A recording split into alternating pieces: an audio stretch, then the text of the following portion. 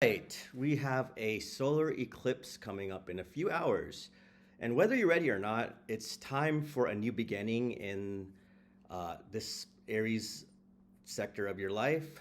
I should add that eclipse times always bring some drama with them. And sometimes, issues and disagreements seem larger than they actually are. So, first off, thank you for tuning in.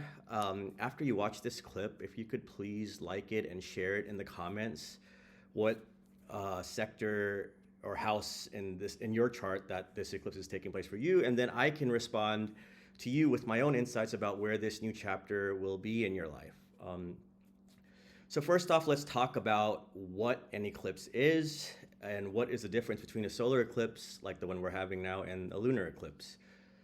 An eclipse is just a lunation on steroids, basically, because it occurs near the nodal axis. So what that means is, like, you know how the moon moves around the Earth, revolves around the Earth, and the Earth revolves around the sun, right? So when those motions, the moon moving around the Earth and the sun moving around, and the Earth moving around the sun, when they're at the same place, then you have an eclipse. So it's a solar eclipse is a new moon on steroids. Um, a lunar eclipse is a full moon on steroids.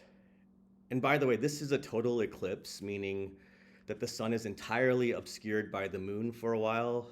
It'll be like as though someone put the light out in the sky. Um, but only if you're in like Bali or Australia will this like totality be evident. Otherwise, it's an annular eclipse. So this is actually why this eclipse is referred to as a hybrid eclipse, because it's annular in most places, and unless you're in like Australia or Bali, that's where it's like total eclipse. My friend Christopher Renstrom actually gave me a really good metaphor for solar eclipses. So a solar eclipse is sort of like when you're driving on the highway in traffic, and then all of a sudden you realize that the exit that you have to take is coming up. So you have to, let's say you're like all the way on the left lane, you have to all of a sudden merge all the way to the right lane really quickly. And by the way, wave thanks to the cars behind you for letting you pass to that side. So there's more pressure and tension. And I like this metaphor for solar eclipses because they're often about new beginnings, like that new exit. That exit that you're taking is like that new beginning, right? Lunar eclipses are more about looking back, and when you're driving and like they're more associated with endings. I'll talk more about that in a future video. Like there's one coming up actually in 2 weeks in Scorpio. So like I'll make a video about that, and I'll go more in depth about that. But anyway, so one thing I want you to associate with this particular solar eclipse is level up energy. I told you in my previous video that this eclipse degree is ruled by a Venus decan, even though Mars rules the whole sign of Aries.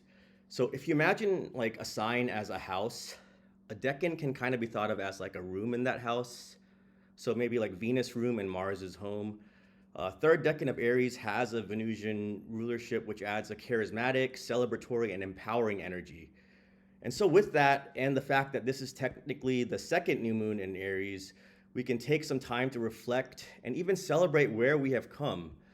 There's a lot to be grateful for, and I know all of you watching this have things that you are grateful for with regards to where you have arrived and at this moment in your life. I know there's still a lot of things that you probably want to accomplish, and so this is the time to begin that new chapter in your life. In the old days, these eclipse moments were a bit scary because they're seen as omens for the downfall of kings and for the new king or ruler to begin their reign. And that is still kind of true today, but we often see this as a new chapter in like one area of our own lives, and that's why it's like I'm saying that this is like the Aries area of your chart, the Aries/Taurus area, like both will be affected. So since this is at the last degree of Aries, it inherently comes off of destruction or a clean slate being wiped. It's sort of like a volcano is erupting, and from that we are rebuilding. Life circumstances have changed, and I now have a catalyst for a new beginning. I wrote that down as a quote, so feel free to kind of internalize that message. Let me read it again. Life circumstances have changed, and I now have a catalyst for a new beginning. It's time to realize that there has been a foundational shift around your self-interest in one area of your life, and you are now getting the ball rolling and kicking off in a way that is a new indication of what is best for you. So just keep that in mind with this eclipse. Let's talk about some of these aspects. So the main one that this is the reason why this is such a big eclipse. The second biggest one of this decade is because of the square to Pluto, which is, that'll bring up some dark stuff, and it also sets up the stage for this existential battle.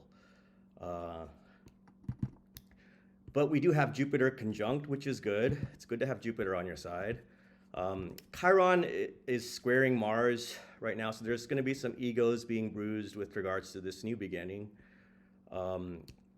This Mercury, which has been methodically approaching Uranus, which is the planet of innovation and also the planet of instantaneous resolution of irresolvable opposites.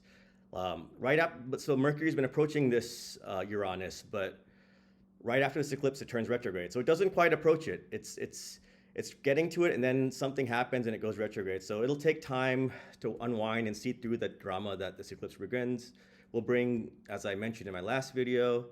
So I would have looked for people being firm and announcing some crazy stuff that they are working on, but like there's more work to be done, because even though this energy is there for this new beginning, like it's ultimately we're going to have to deal with that Pluto square and then this Mercury going retrograde, and it's actually, it seems bad at first, but this Mercury retrograde is going retrograde for a reason. So it's making some deals with, it's going to make 3 sextiles to Mars. It's already made 1 sextile to Mars, and it's going to make 2 more. And Mars kind of needs that Mercury to go retrograde because it needs, it's in its fall right now in Cancer. So that's why all this emotional baggage and stuff is coming up right now, also with this eclipse. But lastly, regarding manifestation, I hear a lot of different opinions about this. I say go for it, because if you're going to do what you're going to do, I mean, the ground is still shaking underneath you. So you must carefully create a foundation that's enabling you to bear the load. You're heading for an all-encompassing renewal of life. This departure for new shores is accompanied by anxious expectation and new hope. So I appreciate you tuning into this, and please, again, like, subscribe, and comment below where this is happening in your chart, and I wish you the best of luck. And this is the first this is kind of kicking off, because the nodes are going to switch to Libra Aries later this year. So just keep that in mind also, and thank you for watching.